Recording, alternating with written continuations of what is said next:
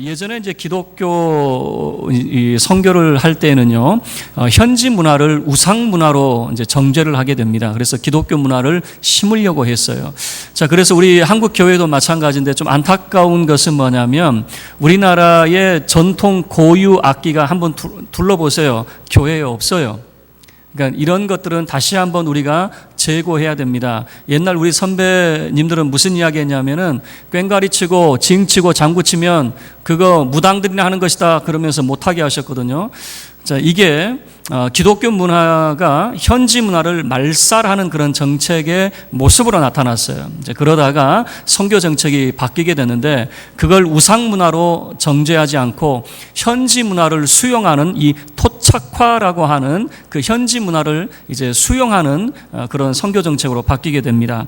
그래서 1939년 12월 8일에 로마 교황 피우스 12세가 이제 교시를 내리는데 이 제사에 대해서 새로운 해석을 하게 됩니다. 그 이전에는 제사 문제를 우상 숭배라 규정했기 때문에 목숨 걸고 제사를 거절했겠죠. 그런데 이제는 새로운 해석을 내놓는데요. 시대의 변천과 민간의 풍속, 정신이 바뀌어진 현 세대에 와서는 한갓 조상에게 효성을 표시함에 불과한 민간 의식이다. 그러니까 제사 문제를 우상 숭배로 규정하지 않고 민간 의식으로 규정을 하게 되는 거죠. 이게 이제 일제 말기에 이렇게 규정을 했잖아요. 그래서 이제 한국 천주교는요, 제사를 수용하게 됩니다. 그리고 이 규정 때문에 신사참배도 그것은 우상 숭배가 아니라 신사참배는 단순히 국가 의례에 불과하다라고 해서 신사참배도 가결을 하게 되는 거죠. 자, 이런 규정 하나가 이게 우상숭배냐 민간의식이냐 확 틀어버리거든요. 목숨 걸고 지켜야 되느냐? 아니, 이제는 지킬 이유가 없는 것이냐? 완전히 바뀌게 되는 거죠. 자, 우리가 이 유대인과 헬라인 사이에서 갈등을 우리는 지금까지 살펴봤습니다. 교회 공동체가 처음에는 유대인들만 예수 믿고 교회 공동체 유대인들로 구성이 되어 있었는데 나중에는 이방 헬라인들이 들어오기 시작했어요. 이방 헬라인들이 예수 믿고 그 교회 공동체가 됐는데 이 헬라 사람들이 간절한 바람은 뭐냐면 저 유대인들과 함께 그들과 함께 신앙생활을 함께 하는 것이거든요. 그런데 유대인들은 손사래를 치는 거예요. 여러분 우리에게 가까이 오지도 마세요 그러는 거예요. 아, 왜요? 그러고 물어봤더니 우리는 나면서부터 할례 받은 할례자입니다. 그런데 여러분은 할례가 없는 무할례자 아닙니까? 우리는 무할례자하고 겸상할 수 없습니다. 딱 선을 딱 그어버리는 거죠. 그리고 한다는 말이 뭐냐면 당신들이 우리와 교제를 하려고 한다면 할례 받고 오십시오. 할례를 받았네요. 그걸로 족한 줄 알았더니 자, 할례를 받은 것으로도 족하지 않습니다. 우리하고 교제하려고 한다면 율법을 철저하게 지키십시오. 우리는 어려서부터 율법을 알고 율법을 지키는 자들인데 여러분들은 율법을 모르지 않습니까? 그래서 우리는 당신과 함께 할 수 없습니다. 우리와 교제하려면 율법을 철저하게 지키십시오. 이렇게 할례를 받아라. 율법을 지켜라. 이 율법을 지키는 문제는 이런 겁니다. 날과 달과 절기, 해를 지키는 여러분 그 문제를 지금 거론을 하게 되는 것이거든요. 그러니까 유대인들이 지켜왔던 그런 형식적인 그 모든 것들을 해야지 우리와 교제할 수 있다라고 하는 거죠. 여러분 우리는 유대인의 입장일까요? 아니면 이방 헬라인의 입장일까요? 우리를 한번 생각해 보세요. 자, 우리가 이제 대입을 하려고 하는데 우리가 유대인 편에 서야 될까요? 아니면 헬라인 편에 서야 될까요? 우리는 헬라인 편입니다. 우리도 유대인들과 비교를 하면 우리는 혈통적으로 아브라함의 후손이 아니에요. 우리도 이방 헬라인이라고 하는 것이죠. 이방 헬라인 편에서 이 유대인들의 요구를 우리는 어떻게 받아들이고 어떻게 반응을 해야 될 것인가라고 하는 거죠. 자, 유대인들이 이렇게 이야기한단 말이에요. 할례를 하시고 그리고 율법을 준수하시오. 그러면 우리는 어떻게 반응을 해야 되느냐? 오늘 두 가지 관점에서 우리가 말씀을 함께 살펴보도록 하겠습니다. 첫 번째는 과연 예수 그리스도께서 우리에게 주시고자 한 것이 무엇이었느냐? 우리에게 주신 것이 무엇이냐라고 하는 것을 살펴볼 것이고, 두 번째는 예수께서 우리에게 주신 그것을 가지고 이제 앞으로 우리의 신앙의 기준은 무엇이고 어떻게 살아야 될 것인가라고 하는 이 두 가지 관점에서 말씀을 살펴보겠습니다. 먼저 첫 번째, 예수님께서 우리에게 주신 것이 무엇인가라고 하는 거예요. 오늘 본문 말씀을 통해서 바울은 이 사실을 드러냅니다. 예수님께서 과연 우리에게 무엇을 주셨느냐? 바울은 특별히 이제 비유를 듭니다. 비유는 뭐냐면 아브라함의 두 아들에 대해서 비유를 드는데, 아브라함에게는 두 아들이 있었어요. 많은 아들이 있었지만 그 중에 함축을 하자면 이스마엘이라고 하는 여종의 아들과 이삭이라고 하는 여주인의 아들, 이 두 아들을 이제 비유를 하게 됩니다. 자, 이 두 아들이 어떻게 태어나게 됐느냐? 자, 보세요. 아브라함이 75세가 되도록 그는 무자했습니다. 자식이 없었어요. 그런데 하나님께서 아브라함을 부르시죠. 너의 본토 친척 아비 집을 떠나라. 그리고 내가 내게 지시할 땅으로 가라. 그러면 내가 내 이름을 크게 만들 것이고 내 후손을 내가 번성하게 할 것이고, 뭐 이런 약속들을 하나님께서 아브라함에게 해주셨어요. 그래서 아브라함이 하나님의 말씀을 따라서 그가 가는데 혼자 가느냐? 그렇지 않아요. 아브라함, 그리고 그의 아내 사라, 그의 조카 롯, 그리고 하란에서 얻은 그 모든 종들과 재산들을 이끌고 하나님이 지시하시는 그 가나안 땅이라고 하는 곳으로 가게 됩니다. 그의 나이 75세였어요. 자, 그런데 10년 세월이 훌쩍 지났어요. 아브라함 나이 85세가 되었네요. 10년이 지났는데 아들이 있었을까요? 없었을까요? 하나님 약속도 하시지요. 주신다고 했으면 제깍 주시면 얼마나 좋습니까? 10년이 지나도 아들이 없어요. 그리고 사라가 이제는 변했어요. 그 이전까지 사라는 이런 이야기를 했던 것 같아요. 아직은 가능성이 있어. 여보, 조금만 노력해보자. 그런데 10년 세월이 지난 다음에, 아브라함과 사라의 나이는 10년 차이거든요. 아브라함이 85세면 75세 정도 됐겠죠. 그런데 그 전까지는 가능성이 있었는데 사라가 몸의 변화를 겪었나 봐요. 이제 글렀네. 무슨 말인지 알겠어요?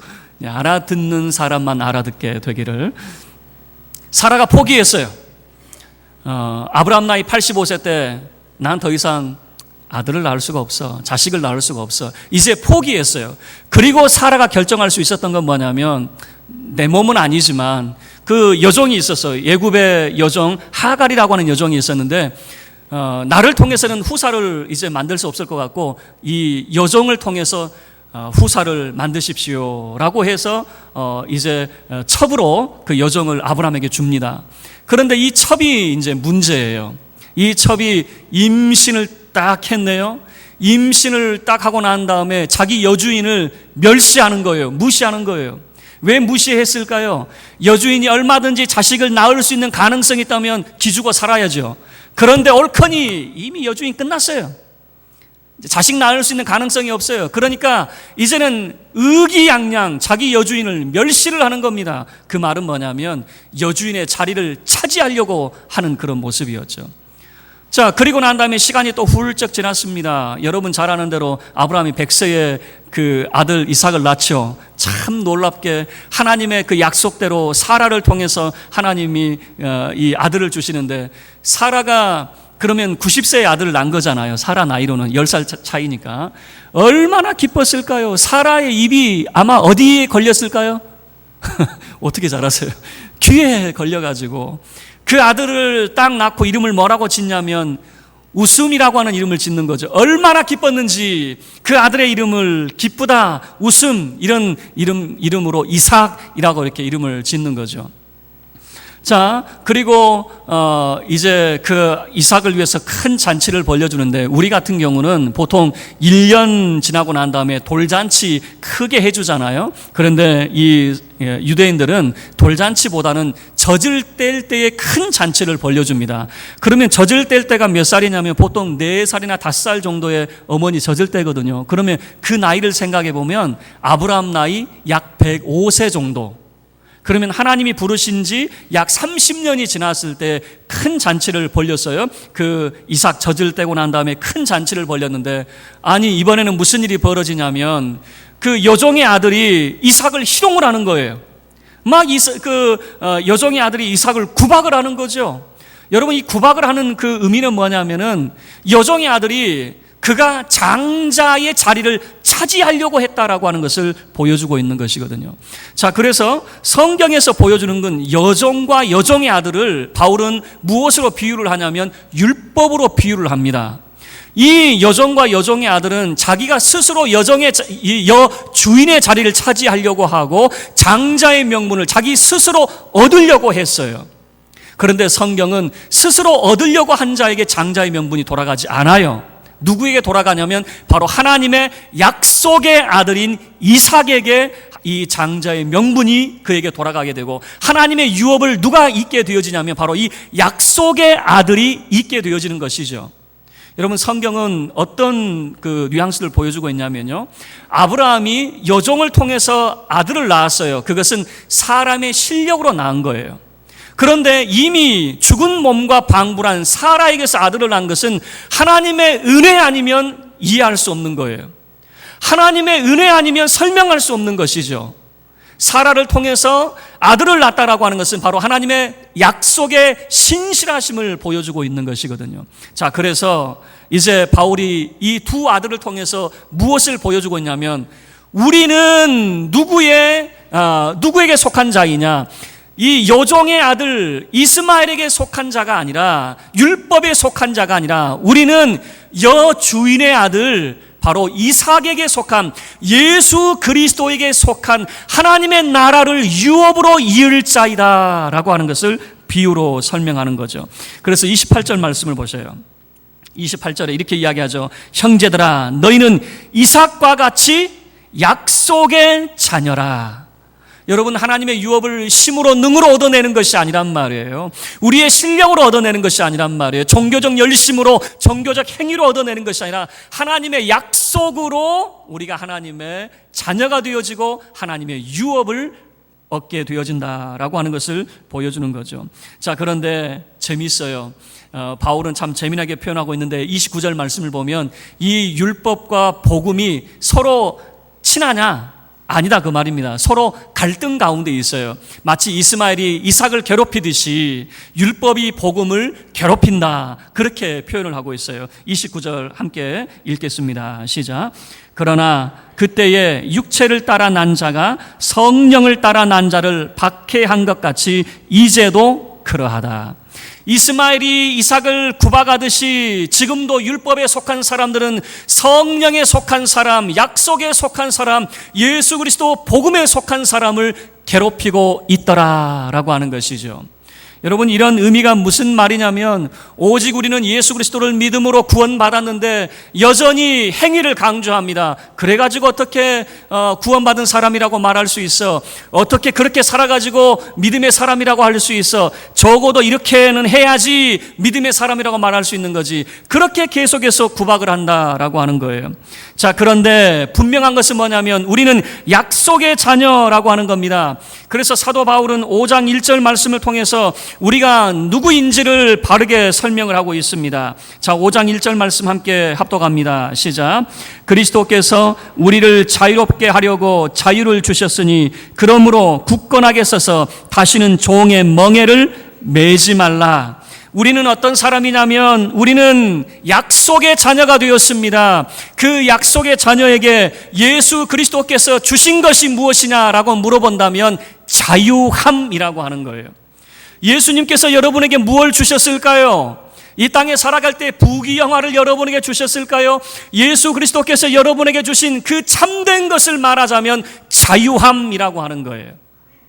그 자유함을 자꾸만 빼앗으려고 하는 겁니다. 자꾸만 억압하려고 하는 거예요. 그래서 다시는 종의 멍에를 매지 말라라고 하는 거예요. 여러분, 하나님께서 우리를 자유롭게 만들어 주셨는데 왜 우리는 다시 그 사람을 죄인 만듭니까? 당신 이거 하지 않으니까 죄인이요, 당신 이렇게 살지 않으니까 죄인이요. 그리스도는 우리를 자유롭게 하기 위해서 십자가에 못 박혀 죽으셨는데, 그래서 우리에게 피를 흘려 자유함을 주셨는데, 이 사람이 또 제안을 하는 거예요. 사람이 다시 죄인을 만드는 거예요. 그러지 말라는 겁니다. 그렇게 해서는 안 된다는 거예요. 그리고 우리에게 말하는 겁니다. 여러분, 자유함을 빼앗기지 마세요라고 하는 거예요. 여러분이 종교적 열심을 한다고 해서 구원받는 게 아니란 말이에요. 예수, 하나님의 아들, 그분을 믿을 때 구원받는 겁니다. 자, 예수님이 우리에게 주고자 하신 것이 무엇이었느냐? 자유함이었다라고 하는 거죠. 좋아요. 이거는 우리가 이해할 수 있어요. 그런데 문제는 뭐냐면 우리의 삶과 관련되어서 믿는 자의 삶의 기준은 도대체 무엇이어야 되는가라고 하는 거죠. 우리가 자꾸만 예수 믿음으로 구원받으니까 그러면 율법은 필요 없다라고 이야기하니까 율법 폐기론자, 율법은 더 이상 말하지 말라, 그런 것이냐? 아니죠. 지난 시간 살펴봤듯이 예수님은 율법 폐기론자가 아니라 율법을 완성시키러 오셨다라고 말씀을 드렸습니다. 다시요, 마태복음 5장 17절 18절에 예수님에 대한 오해가 뭐냐면 예수님은 율법을 폐기하러 온 사람이다, 망치러 온 사람이다 라고 생각을 했단 말이에요. 거기에서 예수님 이렇게 답변합니다. 내가 율법이나 선지자를 폐하러 온 줄로 생각하지 말라. 폐하러 온 것이 아니요 완전하게 하려 함이라. 진실로 너희에게 이르노니 천지가 없어지기 전에는 율법의 1.1획도 결코 없어지지 아니하고 다 이루리라. 예수님은 율법을 폐하러 오신 분이 아니라 완전케 하기 위해서 오셨다라고 하는 거예요. 예수님께서 저항하신 것은 율법 자체를 저항하신 것이 아니에요. 그 율법을 해설하는 미드라시라고 하는 장로의 유전을 예수님이 저항을 하신 겁니다. 예로 들게요. 율법은 내 부모를 공경하라라고 말씀을 하셨죠. 어떻게 하는 거에 공경하는 겁니까? 없어요. 그냥 율법은 딱 하나예요. 내 부모를 공경하라. 그리고 그 뒷말이 없어요. 그런데 사람들이 어떻게 하나님을 더 잘 섬길까 고민을 하다가 내 부모를 공경하는 게 뭘까 그러면서 장로의 유전 미드라시가 이렇게 규정을 하는 거예요. 부모의 이름을 그대로 불러서는 안 됩니다. 부모가 무슨 말을 하면 잘 들어야 됩니다. 부모의 말씀에 아니요 해서는 안 됩니다. 부모가 말을 하려고 할 때 말을 자르거나 부모의 말을 경청하지 않으면 안 됩니다. 부모가 늘 앉는 의자를 차지하고 앉아서는 안 됩니다.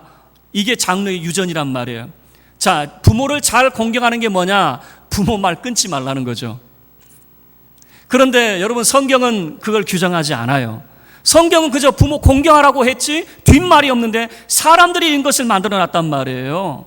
자, 그리고 뭐라고 규정하냐면 혹시라도 예외가 있는데 부모의 말이 하나님 말씀과 반대가 되면 따르지 않아도 됩니다. 그랬어요.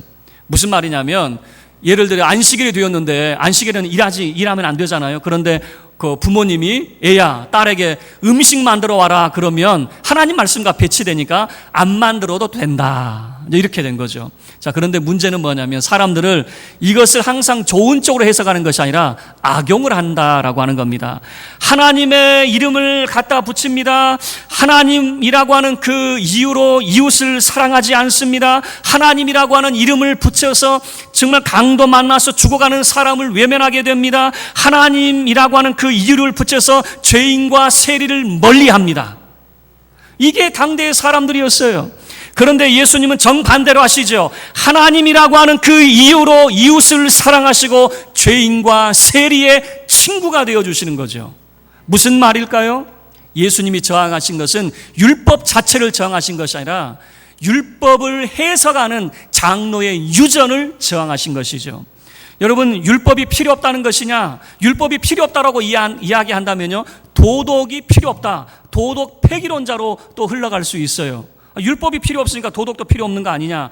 그러나 바울의 강조점은 어디 있냐면 도덕 폐기론자가 아니라 율법의 그 형식에 매이지 말라 그 말입니다. 날과 달과 절기와 해를 지키는 그 율법의 형식에 매이지 말라. 유대주의자는 철저히 형식주의자였어요.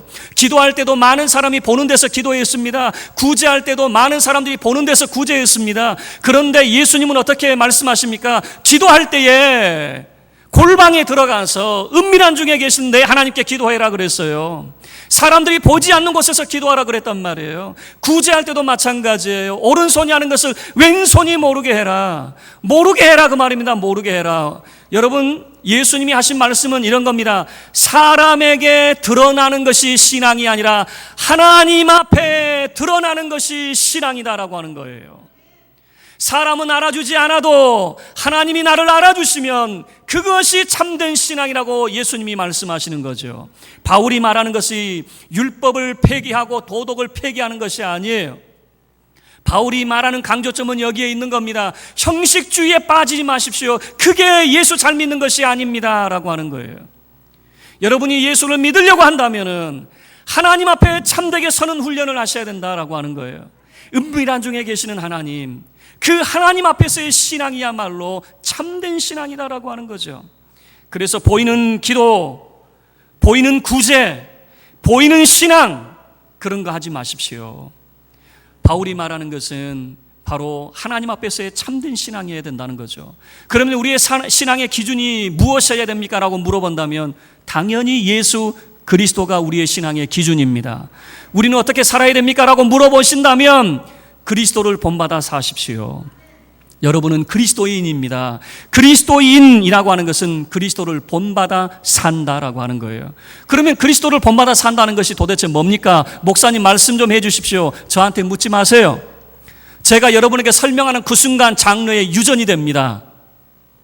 이렇게 하십시오, 저렇게 하십시오. 제가 말하는 그 순간 장로의 유전이 된단 말이에요. 미드라시가 된단 말이에요. 여러분 어디서 찾으셔야 되냐면 성경을 통해서 찾으십시오. 예수님이 무엇을 말씀하셨고 예수님이 무엇을 좋아하시고 예수님께서 무엇을 기뻐하시는지, 저는 성경을 찾다가 그런 고민 속에서 과연 예수님은 무슨 음식 좋아하셨을까? 예수님은 산을 좋아하셨을까? 바다를 좋아하셨을까? 괜한 궁금증도 가져봤어요. 그렇게 찾아보세요. 예수님이 우리에게 무엇을 교훈하시고 무엇을 말씀하고 계시는지, 그리스도를 본받아 산다고 하면 사람에게서 답을 찾지 마시고 말씀 속에서 그리스도를 만나시기를 바랍니다. 말씀을 마치도록 하겠습니다. 우리는 두 가지 질문에서 시작을 했습니다. 첫 번째 질문은 그리스도가 우리에게 주신 것이 무엇이냐? 두 번째 질문은 우리의 삶의 기준은 무엇이어야 되는가? 여러분, 그리스도가 우리에게 주신 것은 명확합니다. 자유함입니다. 그 자유함을 빼앗기지 마시길 바랍니다. 다른 사람의 자유함도 빼앗지 마세요. 다른 사람 정죄하지 마세요. 다른 사람을 죄인이라고 말하지 마세요. 하나님 외에는 죄인이라고 정할 자가 없습니다. 그 사람이 천국 가는 거 하나님께서 하실 일입니다. 우리가 감히 누구이길래 그 사람이 천국 가냐 지옥 가냐 말할 수 있습니까? 하나님의 결정권입니다. 그저 우리가 할 수 있는 것은 하나님이 우리에게 무엇을 주셨느냐? 자유함입니다. 빼앗기지도 마시고 빼앗지도 마시길 바랍니다. 얽매이지 마세요. 종의 의식을 가지고 살지 마세요. 여러분 기억하시길 바랍니다. 율법의 형식주의에 얽매여 살지 마세요. 주께서 우리에게 주신 것이 있습니다. 우리의 삶의 기준, 이제 앞으로 자유함을 가진 그리스도인은 어떻게 살아야 됩니까? 명확합니다. 그리스도를 본받아 사십시오. 그리스도는요, 죄인과 세리를 멀리하지 않았습니다. 그리스도는요, 다른 사람들에게 보이려고 기도하지 않았습니다. 그분은 산에 올라가서 하나님과 경건의 시간을 가지셨습니다. 우리의 신앙의 삶은 그리스도를 본받아 살아가는 삶이 되어야 될 겁니다. 그리스도가 주신 자유함으로 다시는 종의 멍에를 매지 않고 오직 예수 그리스도를 본받아 살아가는 주의 백성 되기를 주의 이름으로 축원합니다. 다 같이